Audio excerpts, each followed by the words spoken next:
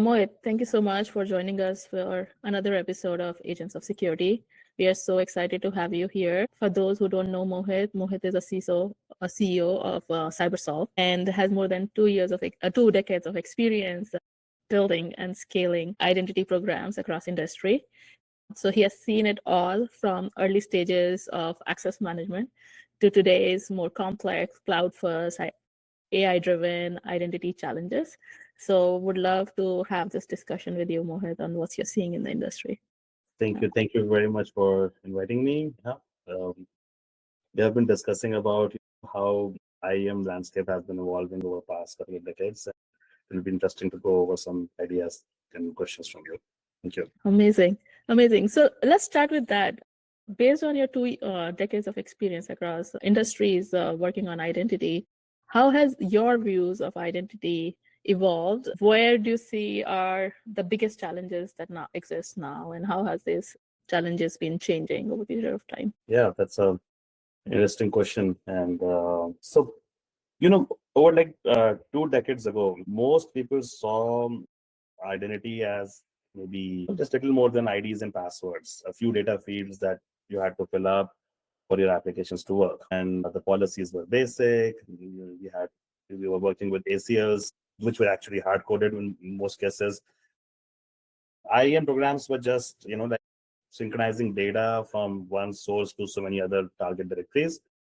And if your users could log in, you somehow passed your audits, everything was fine. You're good. Now, over time, things changed. Identity evolved. So it actually went from being a backend data element to becoming a representation of, who we actually are in the digital world. It's like our own representation in the digital universe. And think about it, everything in real world, in real life, everything that matters, it has identifier, like our names, our national IDs, my car's VIN number, laptop serial number, MAC address, for example. So everything that matters needs an identifier, and digital world also needed that same foundation, a mechanism to recognize, distinguish, and govern these interactions. And that is what identity became. It became a universal connector of sorts. Big evolution. Now, so in today's world, just like the physical world, these interactions, they depend on policies, rules, and most importantly, more than just rules, the trust in those rules and policies, right? So digital identity today allows that we provide the same level of trust, assurance, and enablement across online relationships also. So the way our physical world, real world works because of rules and policies and identities, that's how we are now using that in the digital world as well. So, being from a data element 20 years ago to going towards a perimeter, then today it is a control plane, which allows us to control the digital interactions. And actually, it's still evolving, going towards being an intelligence layer, where we can say, we are interpreting context and predicting the intent or the motive, and thereby enabling trust. So in summary, I would say 20 years ago, maybe you can say it was a part of security. Today, it is security. That's how I like it. Oh, wow. That's a very bold statement to becoming the core of security or the security itself. Yeah. So on that note, we hear of late like this term, identity is a new perimeter being thrown around a lot, right?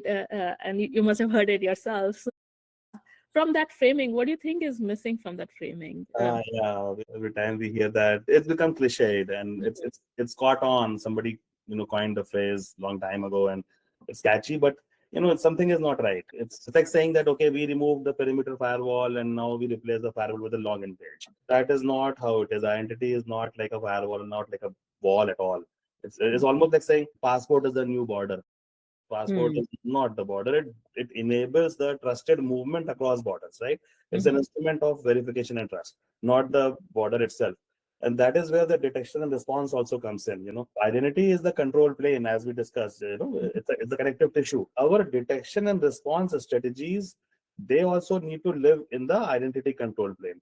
So together, identity, detection, and response, that is the new perimeter. Not identity, saying identity is the new perimeter is a kind of, maybe we are nitpicking, but it's not accurate. And we do not look at anomalies at the network edge or endpoint anymore. We are for identity behaviors. That's the change. What is accurate is identity-centric detection and response, this has become the new frontier or new parameter, not identity itself. Just by setting up identity, you do not achieve anything much. Yeah, you're spot on that. Like even from our analysis and all the reports that we read, right? Like all the attacks begin with identity being stolen. And so I think thinking about the holistic picture from identity detection and response has a very important place in today's environment. Would love to see if you can double click on that piece with an example maybe of what you must have seen in a customer's environment or anything that comes to your mind of late. Okay. So, let me see what can be a good example. Something that everyone can relate to. A customer example can be very nuanced. Maybe I'll take an example which is commonly understood. Think of imagine a large airport, right? How security works in today's airport. Imagine a security control room. How does it work today? Earlier, we were actually looking at the feeds coming in from these cameras, thousands of cameras, and we were looking at what is changing. You are focusing on the what part, changing on the who part. That's the thing. So when you are looking at the what part, what are you looking for? A block, a one single camera feed, looking at the pixels, millions and millions of pixels.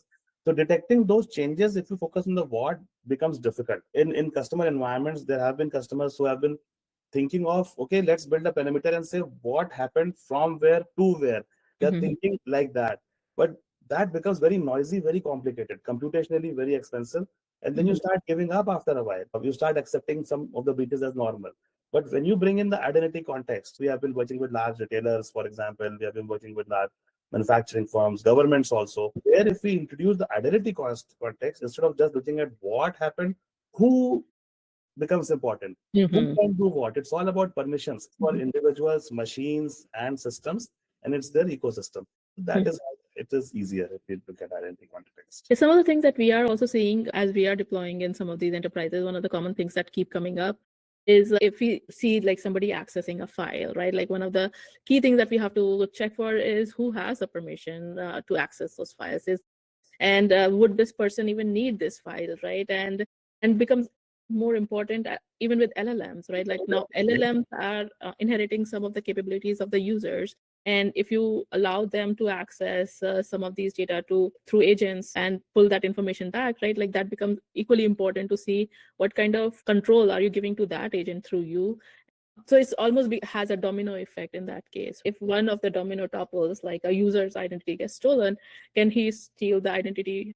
That impacts all the agents in the network, and the issue just compounds from there. 100%. And this is so relevant. I mean, earlier data protection technologies, DLP technologies of the old, they were like, okay, if you are egressing data from the laptop, let's block the USB port, let's, stop it at the email level. If they work, come on, we have enough data points to show it. It is not. I mean, it becomes an NP complete problem after a while. How many such scenarios you can think of, and how will you start putting in brittle rules to to prevent that? Instead of saying, okay, data inside is good, data outside is bad, that inside outside definition is now not there. There's no inside. Instead of that, might as well start thinking who in terms of systems, who in terms of machines, and who in terms of these new entities like agents, which are a mixture of both. Are they humans? Are they machines? Are they generic accounts? Are they software systems? So that who concept becomes vital for us. There's no other way to govern these things. We do hear a lot from some of the customers that the noise in that identity telemetry can overwhelm SOC, and that's like one of the common objections we hear about this problem. How do you think about this problem? Like, is this a tool problem? Is this a data modeling problem, or how organizations are thinking about it? Yeah, the objection is not uncommon. I can relate to it myself. Look, I mean, fundamentally, it is how organizations are thinking about identity. And because of that, it becomes a tool and a model problem as well. It is actually, there's no one single aspect that you can put your finger on, but the root is the way we are thinking about identity. And again, I take that airport security example. If you are looking at the changing camera feeds, right? Imagine what kind of volume you have to, the way it used to work in the past. What changed? The newer systems, the home security systems, and and physical security systems of the world, they started. There is just a neural network there which first detects identities.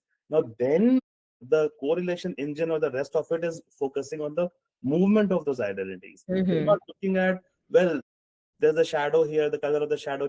Now I have detected that pattern. Just a simple maybe Hoffman neural network, even that can suffice there. So basically what has happened, we have started detecting patterns as entities.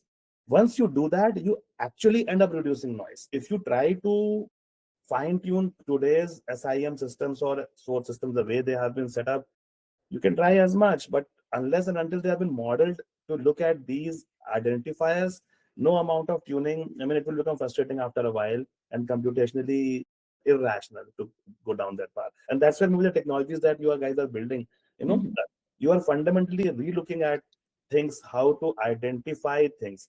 And it's not a bolt-on approach. It's gradually taking the source seems in that direction, fundamentally start rethinking about identity context. That's So right. it's a complicated situation today, I would say, Neha.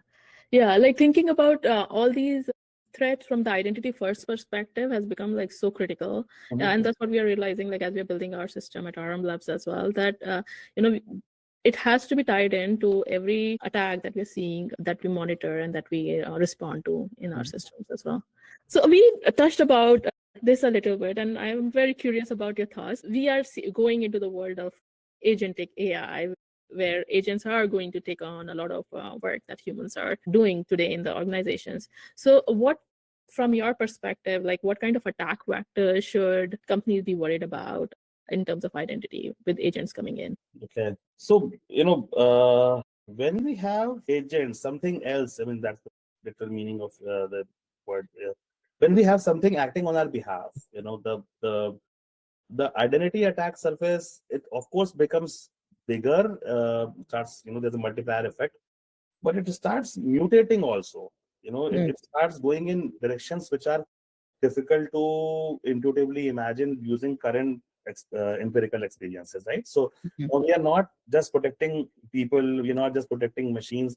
They're like sort of digital delegates. The first thing is to think of new identity model for these things. As I said, what are these software systems or bots, or there's a generic account, service account, everything can fit in. So a new identity type is important. And then once we start thinking about that, then we know these things can act. We are asking them to decide on our behalf. Agent impersonation, that becomes an important aspect. Maybe a fake agent that is impersonating as a correct one. We spoke about this earlier in one of our conversation, how we can put an agent into a trance, like prompt poisoning, for example. See a phrase and you start doing something unintended or malicious. Then there are delegation hijacks. Somebody, let's say, if you are able to steal a token, and then you can keep the agent like operating indefinitely. And you also touched upon this aspect, cross agent manipulation. The way the lateral attack will spread, if we are able to maybe take over one agent and then let it pollute the working of other agents, convince other agents. So it's pretty much like in the real world, how I like to look at the secret services as a good example, the three-letter acronym agencies. Their agents have some autonomy, they have some constitutional guidelines, but there's a wide degree of latitude for them to operate. But how we see what kind of threats and how we secure them, very similar things. So this is what we will see, and we will move from verifying identity to verifying intent. That will start becoming important. So identity, maybe IAM will change from identity and access management to intent and action management. I like that way. So that's my idea.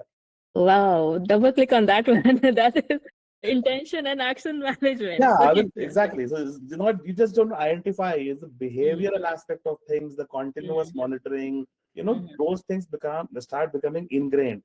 Identity inherently talks about something in point. It does not give us a feeling of something is continuous. There's no sense of continuum there. Verification also is in point. Yeah, zero trust is talking about that. Let's think of intent and action management. That becomes more interesting. That's new IM for me. Yeah, that is, unless that phrase catch on. That seems like an interesting thing. So do you think then the existing IAM, which is identity and access management tools, can be reconfigured for this new paradigm, or do you think there is a need for a new system to evolve and come up in this space? Yeah, so I guess this is a hot topic in the IAM world these days, and as industry, we're trying to unpack this question. Like everyone is trying to insert AI in their solutions, the way it happened with cloud or big data or Mm, blockchain a while ago. So I think we are going through that phase that let's inject some bit of AI and somehow call ourselves AI ready. A lot of mhm, organizations are doing that, but there are some which I think we really admire who are fundamentally rethinking. Why they are mhm, fundamentally rethinking? Because the current models, as I said, they are not 100% adequate. There are some who are totally coming up with radical innovation, and there are some who are taking a more pragmatic, practical approach, trying to build a ramp. How we can think of security for agentic AI or IAM for agentic AI, and security with or IAM with agentic AI. So there are two mhm, aspects, right? So they are looking at organizations like ours, for example. We are trying to give our customers a ramp how they can use their existing investments gracefully in a practical manner, begin using AI while securing it also, and then mhm, move towards new model. So it will be a journey, 3 to 5 years. I think a lot will change. And mhm, as I said, we will start focusing on intelligence and action rather than identity and access. We will mhm. have to change, it's inevitable. So let's then peek into a future a little bit. Let's say Mhm. it's like 5 to 10 years from today. And what would that world look like from what you see today? How Okay. different would that world look like? So detection and response and identification, this will are considered today two ends of cybersecurity spectrum. This this can no longer be a sensible notion. We'll have to start melding the value that these two schools of thought provide. So that Mhm, will result in, in my view, identity driven or identity intent driven defense. Figuring out who is acting, why they're acting, whether their actions align with policies as well as empirical history. So mhm, capabilities that will come in, like let's say continuous trust scoring, something mhm, like think of credit score of identity risk. We have been also investing in that technology. Yeah, basically that continuous trust scoring becomes important. Then behavior baselining, not just how basic, based on some few signals, how you are logging in with what machine, with what IP address. More than that, looking at transactional activities. Today, mhm, it is computationally expensive and somewhat difficult to set up, but with the way AI will be adopted, I believe this will become a lot more mainstream. mhm, Then automated response loops. This mhm, will start becoming. If you see a risky identity, what do? Are you just going to, maybe there's an alert to the SOC, or maybe you can enrich that, give it mhm, a confidence score, maybe trigger a certification and quarantine that identity before even there's a breach. And mhm, then maybe some sort of, think about it, like maybe a sort of a graph intelligence. That's the kind of a model we are thinking, where mhm, identities, entitlements, permissions, devices, everything can be linked together, and then we look at their baseline movement over a period of time. So this mhm, will start becoming important. So mhm, as of now, it will start by being a signal source. As of now, when we start adapting, then it becomes a control system, and mhm. eventually it is about intent management and action management. It will start going in that direction. Yeah, you have got me excited about the intent management and the action management world. It seems like the right way to think about it. Yeah. Mhm. With that, I think I know like the few folks who joined us, so I would love to first open up to see if anybody has any questions for Mohit. Hey, hello, Mohit. Hello, Prasad. Yeah, so just one small question. I hope that is covered in our session, but still I have curiosity about that. How should organization prepare their IAM system for AI agent? I'm basically testing about AI agent because in IAM system for the user it works like a smooth way, right? But for the AI agent, it's a lot of AI agent and they are doing a lot of messy things nowadays, right? So how we are maintaining that preparing IAM system for AI agent? That's an interesting question, Tomo. Thanks. And at least in today's time, using the systems of today, if we have to start protecting AI systems, you were speaking with somebody else also. Basically, it begins by fundamentally analyzing the problem in the right way. Separating, are we focusing on IM with AI, or are we focusing of IM for AI? What you are talking about is IM for AI. Now, once we talk about Yes. IM for AI, there are broadly two sectors. There is this aspect where we are talking about, think of agentic AI as quasi-humans, right? That's one thumb rule. If you start thinking about them as quasi-humans, what do you start thinking? Permission assignment, least privilege, managing, mapping with owners so that you can look at separation of duties. Maybe my permissions versus my agent's permission becomes a toxic access combination. Or maybe looking at contingent worker style, ID expiry, reviews, whatever you do for a human, start modeling those aspects that comes in. And then behavior monitoring also. But this is not going to be adequate. This is part one, the first stack. Think of that in another stack. Is think of start AI as a software system. So you will then look at secrets and secret management, integration with PAM, generic account management, because it does still have bind IDs. You will look at transactional access, maybe create some short-lived tokens. You may also go an extra step, start looking at the software security aspect. Traditional VAPT code reviews, supply chain risk, that will still apply. And last but not the least, explainability. That is important. Whatever we are doing with agents, tomorrow it should be agreeable to auditors, right? We should be able to convince ourselves that, yeah, there is nothing malicious, nothing untoward. So explainability is important. A new form of log management where agents' intent or the reasoning, that also needs to be captured. So this is how we should be able to secure these systems in a practical way. Yeah. And one thing, just one thought. So, is there any chance to set the proficiency against the AI agent?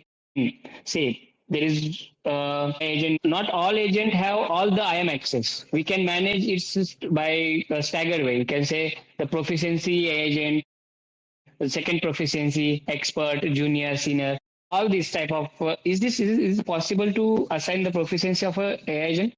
100%, as I said, it is just what you're saying is nothing but an instantiation of principle of least privilege or proper role assignment. So if you start thinking of agents as humans, quasi-humans, then you will assign proficiency and corresponding roles and corresponding needs. And the same concept, the way you grant access to humans also based on bands or seniority or, that's how you will do it with agents also, 100%. Why not?